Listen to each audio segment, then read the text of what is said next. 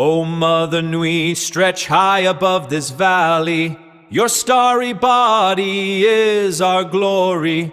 Then see the hawk of yonder Rahur quit, his fiery splendor, oh so mighty. He brings a light for all our weary souls. He makes the broken spirit whole.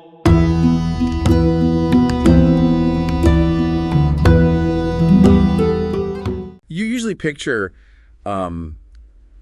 world-altering religious revelations happening to fasting prophets in the desert, right? Like you expect lightning bolts or burning bushes. Oh, absolutely. You expect this grand, highly dramatic origin story. Right. You definitely do not expect the origin story to start with, well, a stack of Scottish bureaucratic paperwork. Yeah, it is a pretty stark contrast. It really is. Yeah. But that is exactly what we are exploring in today's Deep Dives. We're looking at how a completely mundane 1903 marriage of convenience, just to dodge restrictive Victorian society, accidentally birthed the radical occult religion of Thelema. It is honestly such a wild ride. Okay, let's unpack this because the historical collision of Ailsa Crowley and Rose Edith Kelly is just, it's wild. It really is. So by the summer of 1903, Ailsa Crowley was already this formidable, highly controversial figure in the occult underground. Right, he had a reputation. Exactly. And he crosses paths with Rose Kelly. She is a 29-year-old widow who is just desperate to escape a distressing arranged marriage that was orchestrated by her family. And she had absolutely zero interest in mysticism, right? Zero. Not at all. She was just looking for a way out. So Crowley, who is, leaning hard into his anti-establishment rebellion, offers a purely pragmatic solution. He basically says, marry me instead. Yeah, literally just a legal loophole. Exactly. They have a civil ceremony in Scotland. It is literally just legal paperwork to emancipate her from her family's control. It's like the classic rom-com fake dating trope. That is exactly the setup, yeah. But instead of the mechanism being, oh no, we accidentally fell in love, the mechanism here becomes, oh no, our fake legal bond accidentally acted as a lightning rod for an Egyptian deity. Right, because they do actually fall in love on their honeymoon, which brings us to Cairo in early 1904. Okay, so they're in Cairo. Yeah, and Crowley is performing intense magical invocations in their apartment. Suddenly Rose, who again has no magical training whatsoever, slips into a spontaneous trance. Oh, wow. She repeatedly tells him, they're waiting for you. Now, Crowley didn't just blindly believe her. He was trained in the strict, highly structured Golden Dawn magical system, which basically means he approached magic like a skeptical scientist. Right. He demanded empirical occult proof. He put her through a rigorous cross-examination to identify the entity. And she identifies it as the Egyptian god Horus. Yes. And to prove it, she leads Crowley through the Bulak Museum directly to a relatively obscure wooden funerary artifact depicting Horus. And this is the crazy part. It is. The museum's exhibit number on that specific piece. Exactly 666, Crowley's lifelong magical number. That synchronicity is staggering. I mean, what are the odds? Well, what's fascinating here is the underlying esoteric logic. Rose's unexpected clairvoyance acted as the indispensable alchemical catalyst for what Thelemites called the new eon. Like a new spiritual age. Right. Crowley had all this chaotic, highly intellectual, magical energy, but he needed Rose's mundane, earthy reality to literally ground the current. So she was the anchor.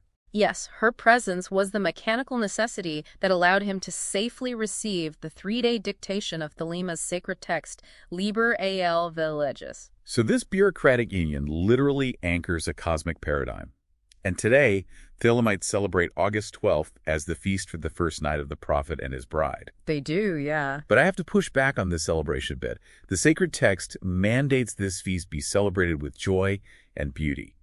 But how do modern practitioners reconcile that joy with the fact that Rose, the movement's first Scarlet Woman, was utterly consumed and destroyed by the pressure of that role? It is a staggering paradox. The human reality of this origin story is deeply harrowing. Yeah, it didn't end well for her. Not at all. The intense occult lifestyle shattered Rose. She lost her young daughter Lilith to typhoid, descended into debilitating alcoholism, was eventually committed to an asylum by Crowley, and died broken. It's just tragic. It really is. Even in Thelemic literature, the sacred text itself contains a brutal warning about the heavy psychological toll placed on the one who acts as the Scarlet Woman. It makes you consider the immense, often destructive weight of being a vessel for a movement. Absolutely. You get elevated to a cosmic archetype, only to have your actual human mind and body shatter under the voltage of it all. And Crowley himself knew this union wasn't something to be emulated. In his later commentaries, he wrote, "Hard cases make bad law." Meaning what, exactly? Meaning, he didn't view their marriage as a bourgeois ideal for followers to copy. He saw it as a unique, one-off mechanical necessity that forced the spiritual transmission to happen. Which brings us back to that jarring paradox. How does a modern religion take such a destructive, tragic origin story and turn it into a celebration involving champagne and highly specific menus? Because the holiday, which is now heavily integrated into the Gnostic Mass Thelema's central public ritual, isn't about celebrating the human tragedy. Right. It is about physically interacting with the esoteric mechanics of that original spark. Practitioners use culinary magic to recreate the union. Oh, so they use the food itself.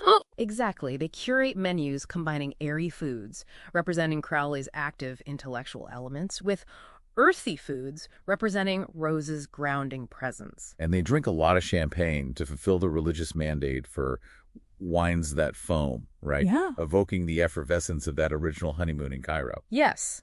They aren't just remembering a historical date, they are literally ingesting the elemental forces that catalyze the religion. So they are internalizing the exact formula of forces, the grounded earth meeting the active air, that allowed a mundane legal contract to birth a cosmology. Precisely. So what does this all mean?